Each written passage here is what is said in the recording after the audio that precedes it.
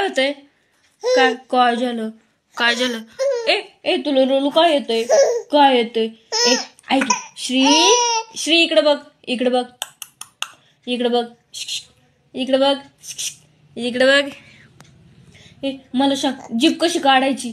कशी कशी बघ इकडे बघ. आयु आयु आयु आयु आयु.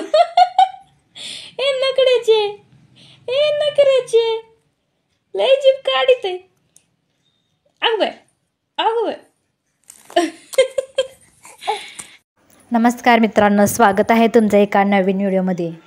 तर 4 महिन्याच्या बाळाला एवढं सगळं कसं काय कळतं बरं का. आजकालची लहान मुलं म्हणलं तर खूपच हुशार झाले आहेत बरं का.